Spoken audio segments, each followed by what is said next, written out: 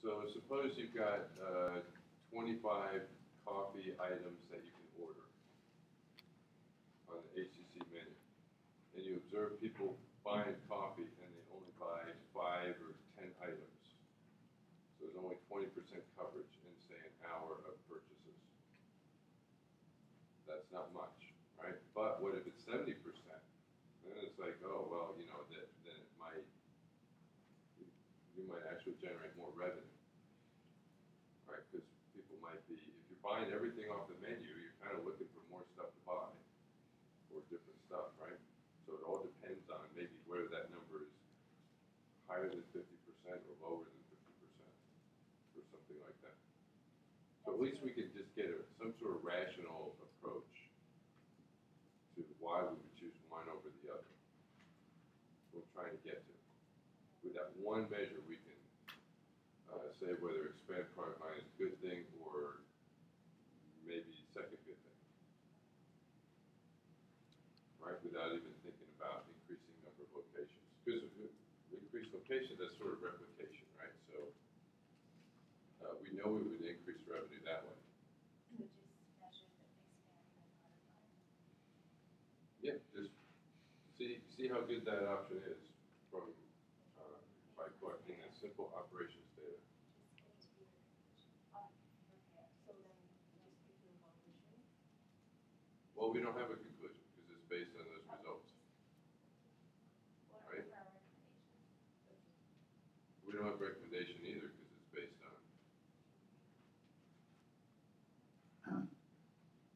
So we don't know if we're going to expand the product line or not.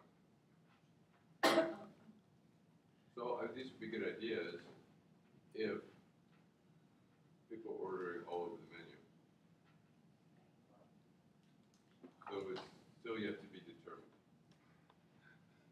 But go with it where the data leads you, not, you know, any other way. Yeah, so these are good ideas. We just don't know if this should receive, you know, we need to support it. We need to justify it with the operations data. And then we're good. But I mean, well, the operations show that, I mean, what items were covered the most in the menu? Because it listed the different categories of the menu and then how much of each item was ordered By whom? What do you mean? by actual customers. Where? And the operations, it said quantity and of how much of the items in each category was consumed or bought.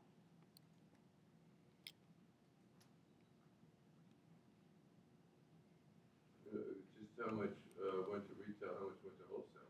No, no. It said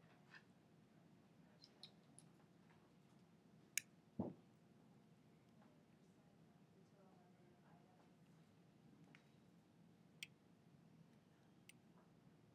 Percent, what does percent of quantity mean?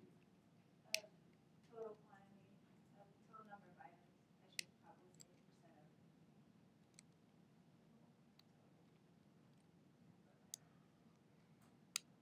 So you can buy, yeah, I'm wondering, you can buy 1,366 different items from the coffee company? No. How many were from the menu? Not including the other coffee-related products that you suggested, like the gift items. This is just from their menu. Yeah.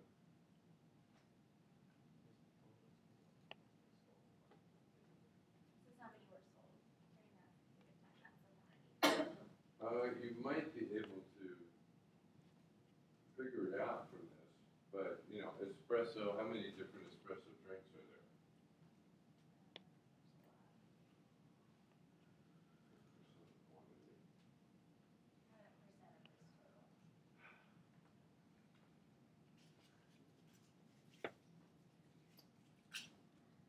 It seems like you would need finer grained measures,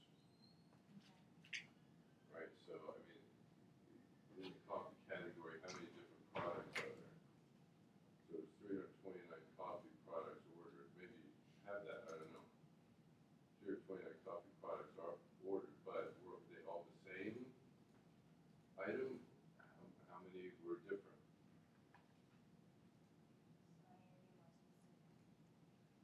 Yeah, how many.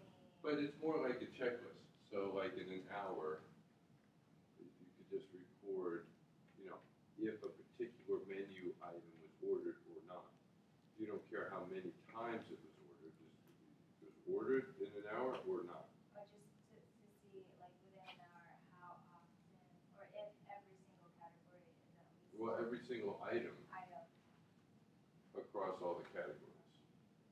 Yeah, so you need to expand beyond the categories, So we're looking at. but you don't need to count the quantity. It's a little different.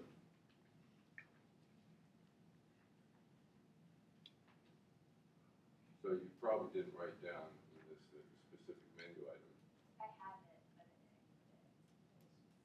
It's a lot to go through. I just have all the receipts. Okay. Oh, you have it. All right. Yeah, I did it really late last night, so we got it so late. Oh, okay. Oh, all right. I didn't know this was recent. A recent addition. All right. So you could just go back through them. You have like a printed menu, I would hope, right? You just count up the menu items and then do a check if you can find a receipt where something is ordered. And then you count up the checks, compare it, that's number of checks divided by total number of items, you got your ratio. Your coverage ratio.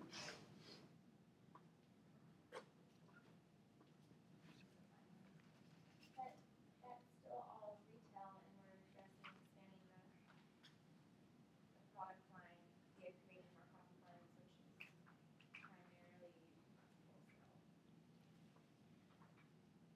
Well, you would want to do something that affects both. Right. Right, that increases both. It would fall under like brewed coffee, sales, coffee within the store. Would it be like, Yeah, but it's still adding another item.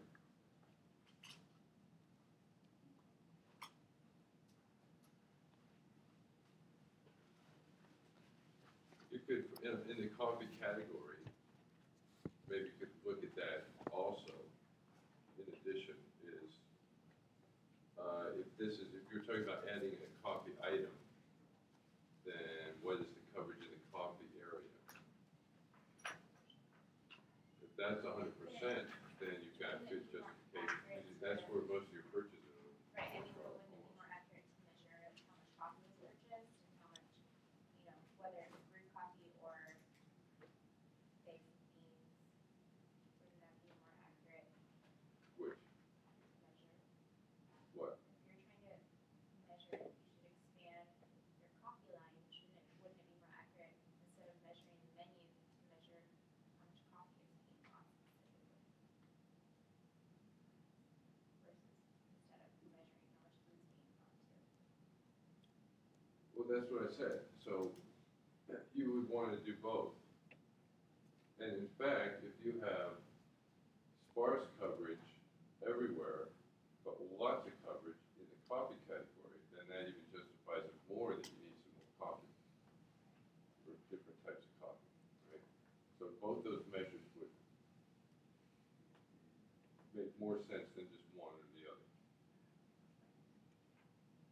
Great. And we have access to those, so we just gotta go through them. That's just 1,366 purchases.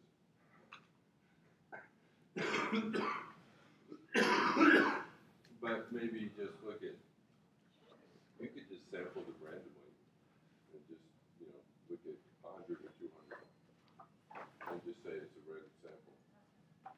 So, because that's statistics.